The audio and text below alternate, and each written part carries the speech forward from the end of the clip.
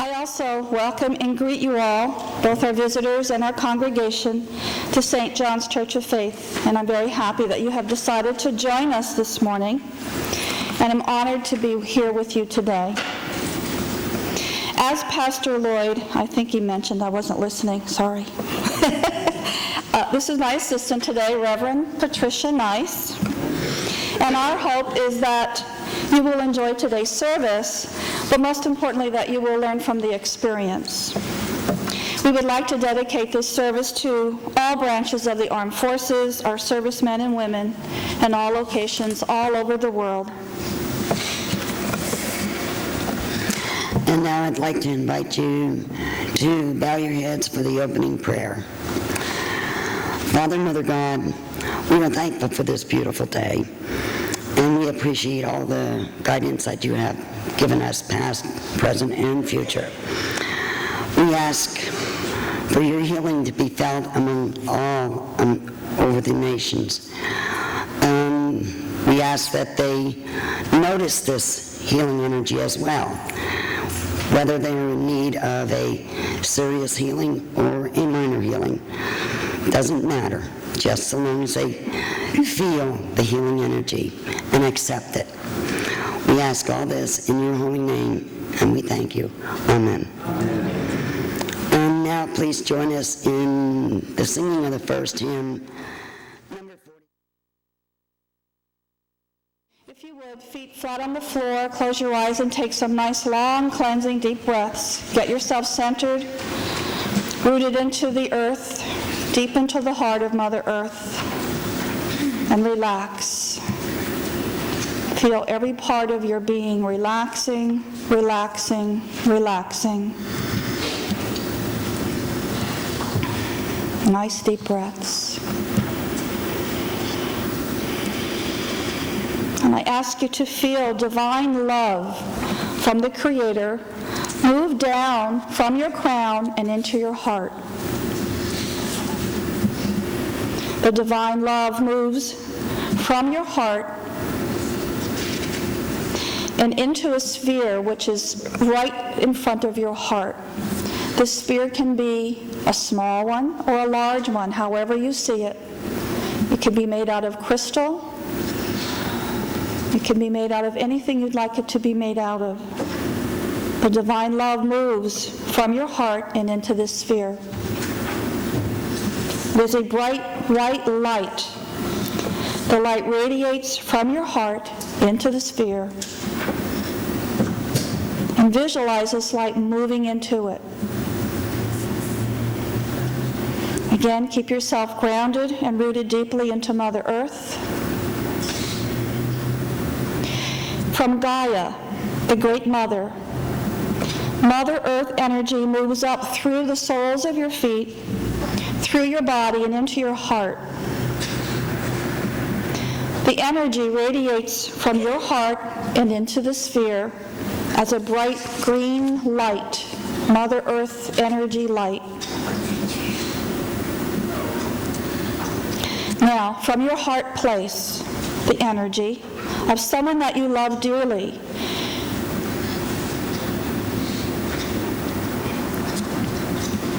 Once you have moved the energy and the thought of that person into your heart, now see that energy move from your heart and into that same sphere. It can be whatever color you see. Now infuse and mix together the lights that you radiated into the sphere. And move the sphere of lights up to just above your crown. And now allow that beautiful sphere filled with divine light of several colors to move down your body very slowly, removing all that needs to be removed, healing all that needs to be healed. Whether it's a pain or an illness or guilt or grief, it's cleared completely by this sphere of divine light and love. Continue to keep yourself rooted deeply into Mother Earth. And allow Mother Earth to transmute all that you removed from your body.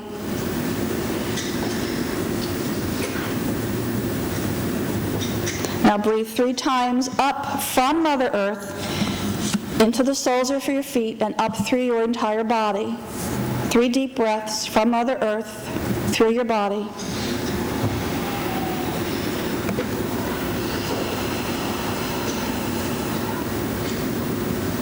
And when you're ready, you can come back into the chapel, open your eyes, and relax.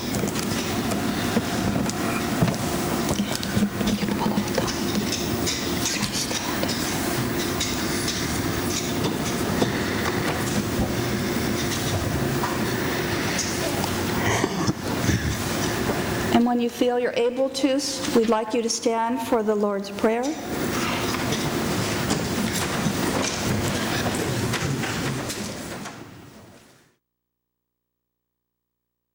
That is definitely one of my favorite songs. It just makes me feel so uplifted. This morning, I'm going to speak about life, death, rebirth, and cycles. It's a topic that may make some of you feel uncomfortable, but please give it a chance because my words can be very helpful in an area that we all experience as part of life. This past Wednesday, it occurred to me how timely this lecture material is because at the full moon, the night of October 26, 2 nights ago, began the Celtic Samhain. Now, if you don't know what that is, Samhain is the beginning of the Celtic New Year, the Day of the Dead, the time when the veil between the living and the dead is very thin. It's a time of rebirth. It then occurred to me that this entire year I've been exposed and experienced occurrences of death and rebirth, even on my so-called vacation in Wales. This was really not a vacation. It was a very difficult work, not only because we climbed and hiked, and we climbed and hiked, and we climbed and hiked, but mostly it was in downpouring rain, very high winds, and it was very difficult because it had to do with death and being reborn. I guess I really had a big blonde moment because I didn't realize until my 3rd or 4th day there that it was about death and rebirth. While there, we visited many cairns, many burial sites. They call them cairns, which is a mound of stones created as a memorial or a marker for the dead. On our 2nd day in Wales, it happened to be the 1st anniversary of my mother's passing.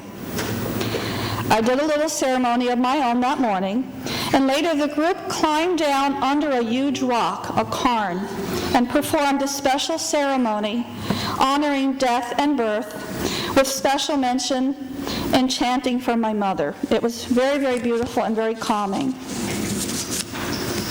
See how everything just falls into place when you do this kind of work? I'm going to be mentioning Rosicrucians a lot in my message today, so I'm going to briefly give you an idea of who or what they are. They are also known as the Order of the Rose or Rose Cross. I also know that now and then the minister stands up here and talks about the Rosicrucians, and I'm just not sure how many of you really know who they are. The Rosicrucian teachings provide knowledge of metaphysics, mysticism, philosophy, psychology, parapsychology, and science, going back to the mystery schools of ancient Egypt and Europe. Members are located all over the world. It is not the thoughts of a single teacher or group, but the development of some of the greatest minds, the greatest mystical minds throughout the ages. Many famous people were part of the Rosicrucian order going back hundreds of years, and it includes Benjamin Franklin, Sir Francis Bacon, who was an English philosopher and statesman, Count Saint Germain. Now, this is not the one we read about in vampire books. He was a Rosicrucian master and was considered a mystic and alchemist, confidant to French kings. Some people say he's still alive today, and no one knows when he was born. The only known portrait of him was painted in the late 1700s. and some say that he was one of the mysterious Knight Templars. Also a Rosicrucian was Helen Blavatsky, co-founder of the Theosophical Society, Abraham Lincoln, George Washington, Francis Galton, who was an English scientist and father of human genetics, Ralph Waldo Emerson, author, poet, philosopher, and Sir Isaac Newton, scientist, discovered the law of gravity. Not to forget our very own, our dear Reverend Anna Cresley. I myself have been a Rosicrucian for quite a many years. Time goes so fast I can't remember how long. It's at least 12 years. Now, Rosicrucians are very big on cycles. They teach that we reincarnate every 144 years, no matter what the age of our death. In Genesis chapter 37 through 39, we find the famous story about Joseph, his coat of many colors, and his God-given ability to interpret dreams. Due to jealousy, his brothers sold him into slavery. Eventually, he was freed and worked under an Egyptian pharaoh as a chief advisor. In Genesis, we read about how the Egyptian pharaoh awoke from a bad dream. He dreamt that 7 cows were devoured by 7 beasts, and 7 ripe ears of corn were overgrown and strangled by 7 diseased corn stalks. Joseph advised the Pharaoh that his nightmares forecast 7 years of great plenty throughout all the land of Egypt, and after those 7 years, there would be 7 years of famine, and the famine shall consume the land. And indeed, there were 7 bumper harvests, followed by 7 years of famine. Now here again, 7 represents cycles. We actually hear and read a lot about 7-year cycles. Now, today is my birthday, and according to the Rosicrucian life cycles, I am now entering my 9th cycle of life. This is very scary to think about because they only list 10 cycles. Even 7 years. Even though there are many, many more cycles, people generally only live through their 10th cycle. I know, isn't that frightening? So as of 11:30 this morning, I'm starting my 9th cycle. Thank you. Now, according to the Rosicrucian life cycles, I am just now leaving behind my G cycle, which is the most difficult period of time just before a person's birthday. So now I'm entering my A cycle, which is a good period of time for personal empowerment, favors, investments, and recognitions. I'm a Scorpio, and those of you that are born in this sign are connected to death and resurrection. And again, as I was writing this service, it occurred to me, I wrote my master thesis on death and dying, and it was entitled, In Search of the Soul's Final Frontier, the Cycle of Birth, Life, Death, Spirit, and Rebirth. Of course, it's 7 years since I wrote that thesis, which again is interesting. It's a 7-year cycle. And I'm sure that I see things quite differently now, even though most of what I wrote still does apply. We experience cycles all the time, every day. We have daily cycles, monthly cycles, quarterly cycles, 7-year cycles. And there are cycles that we are very familiar with, like the lunar or moon cycles, winter, spring, summer, fall, solstice, equinox, cycles of the seasons, menstrual cycles, female dogs and heat cycles, and of course the cycle of life and death. Then we have animal life cycles, plant life cycles, 7-year stock market cycles. Even bugs have cycles. There's a bug called the cicada, who has a 17-year development cycle, which means we see them every 17 years. And if you've ever experienced the return of the cicadas, you do not forget it. I lived in an area up on top of a mountain that was infested with them one year, and their dead skins just hung off the sides of the wall of my house. My cats loved them. Now, according to the medical sciences, the human body completely renews itself every 7 years. The cornea replaces itself every 24 hours. Blood cells every 90 days, soft tissues every 6 months, dense tissue every 2 to 7 years. Within a month, all our red blood cells are replaced with new ones. Dr. Deepak Chopra states in Quantum Healing that our bodies change frequently. The liver is new every 6 weeks, the skeleton every 3 months, the stomach lining every 3 to 4 days, and atoms renew themselves 98% every year, and skin every month. Don't you find this incredibly amazing? I do. I mean, I knew these things, but you kind of forget about them. So it makes me wonder, if we have a new body every 7 years, why do we still have the same old negative thoughts, weaknesses, and pains? Wouldn't it be great to say after 7 years that we also have new thought patterns to go along with our new bodies? If we look back 7 years ago, can we see a difference in the way that we think now? Has our minds and our thoughts grown in that time, or do we have the same old mind to go with our new selves? Something to think about.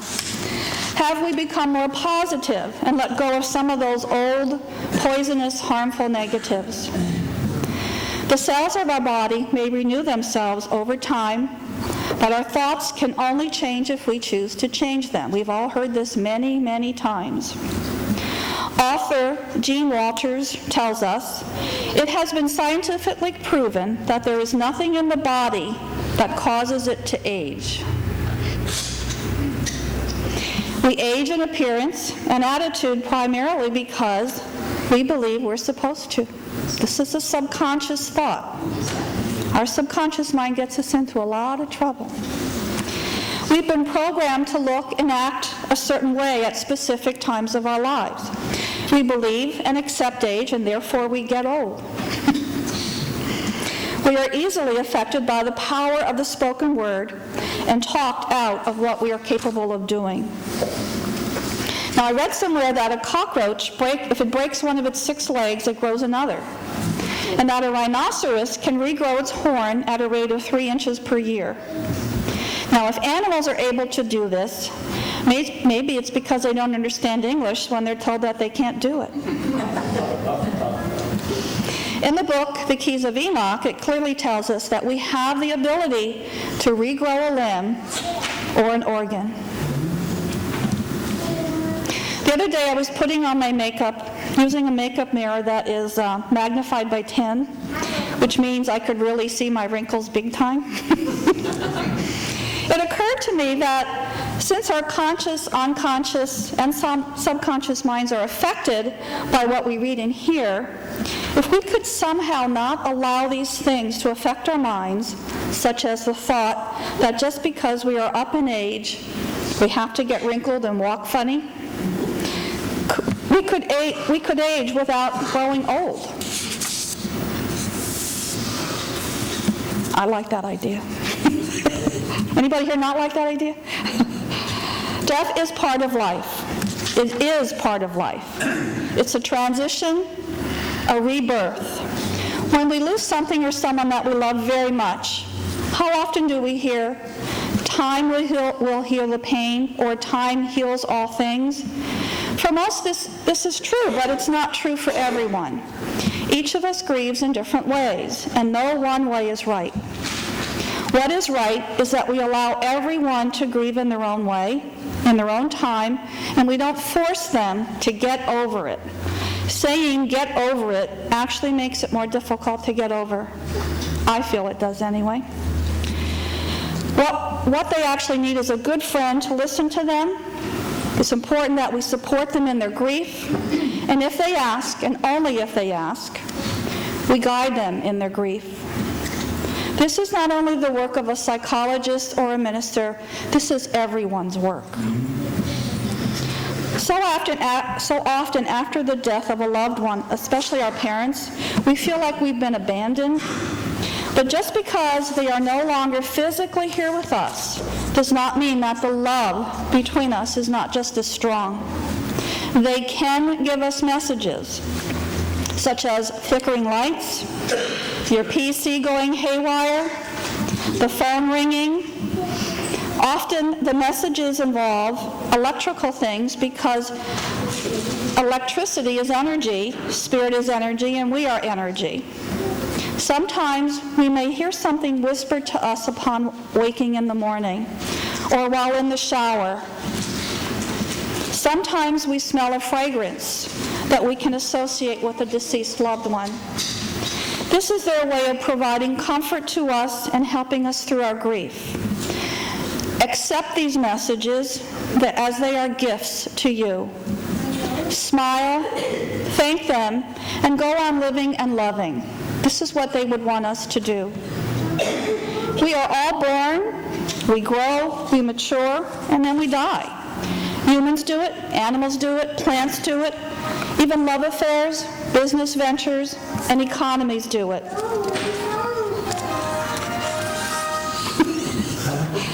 We cannot deny the cycles of life. Now, my belief is that we experience some kind of death every day, sometimes several times a day.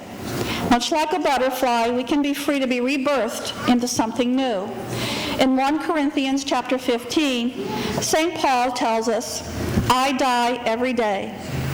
Wake up from your drunken stupor, as is right, and do not go on sinning. When we lose our job or retire, it is a type of death, as is divorce, a really good strong cry, a severe illness or disease. It is a type of death to the parents when a child goes off to school for the first time, or when the children move out of the house and go off to college. It is a type of death when a close friend leaves, a neighbor moves away, when we move out of our homes, when we lose a pet. Even menopause can be a type of death. A type of death. And all deaths, all types of death, can cause us to grieve. When we leave or lose someone or something, we can be free to be reborn again and to love again. Quantum physics teaches that nothing is random. There is structure even in chaos, and so it is with us. Everyone who comes into our lives comes to us for a reason. It is not a random experience. We may never know the reason. It could be to teach us about music, about love, about living, or help us to solve a karmic issue. Even bad relationships teach us something good.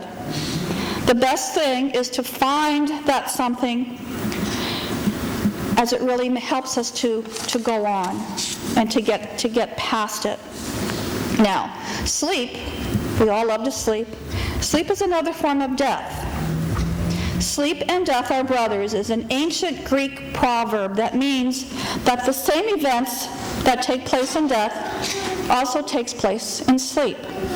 Sleep begins with a period of unconsciousness, later followed by dreams, and death begins with unconsciousness, followed by a dream state.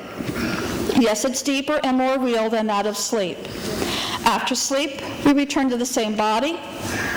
After the rest period that follows death, we return to earth, reborn, leaving behind the spirit realm. Sleep, then, is a miniature rehearsal of what takes place in death. When we receive a healing that takes us to a very high spiritual realm, leaving that realm is like a death. I have experienced this several times, and some of my clients have also experienced it. It's absolutely beautiful until we have to come back. We miss that realm so much that sometimes we become depressed or angry, or just have a difficult time handling being back on this realm because we want to remain on that high spiritual realm all the time. Now, everyone needs to leave, to die. We must live on, and we must celebrate our lives. Miss them, yes, but always keep them in your heart, keep them alive, keep them present inside of you. Honor them and love them. We cannot allow it to stop us from living and loving. According to ARP, everybody knows what ARP is? 73% of Americans over 50 believe in life after death. 80% women, 64% men. 86% believe in heaven. 47% say it's a state of being, and 40% believe it's a place. 25% believe that there is no life after death. 88% believe that they will go to heaven when they die. And an unbelievable percentage, this blew my mind, I thought it had to be a typo, 70% believe in hell. Isn't that amazing? 50% believe in spirits or ghosts, keeping in with the Halloween season here. Women 60%, men 44%, and 38% said that they have felt a presence or they have seen the presence of a ghost or a spirit. I just thought I'd throw that in because I thought that was very fascinating. Now, death is something that each one of us will encounter in our lives. It is part of the soul's journey from one lifetime to another. Nothing more. When we do not know or understand this, it leaves us unprepared for the emotions that takes over our minds and our bodies. If you have the opportunity to be with a dying person, a parent, a family member, or a friend, it is a real privilege to be able to do this with them. It's a time to talk with them and let them know how you feel. Tell them you love them. Let them talk. Allow them to tell us how they feel about what is happening to them. Love and forgiveness at this time is very, very important.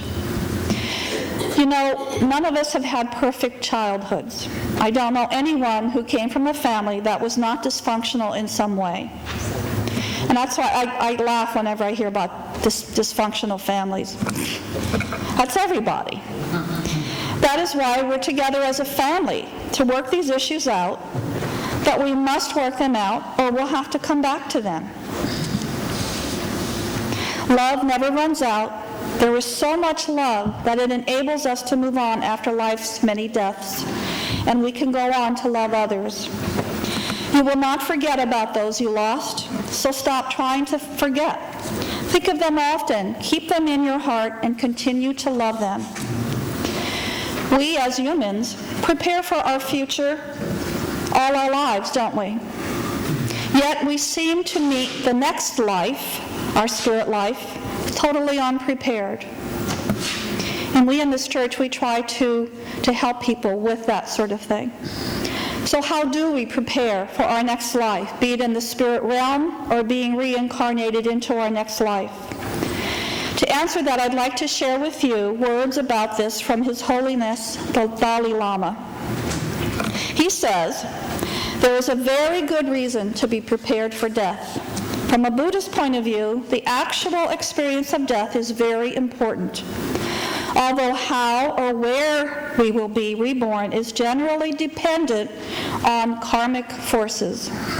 Our state of mind at the time of death can influence the quality of our next rebirth.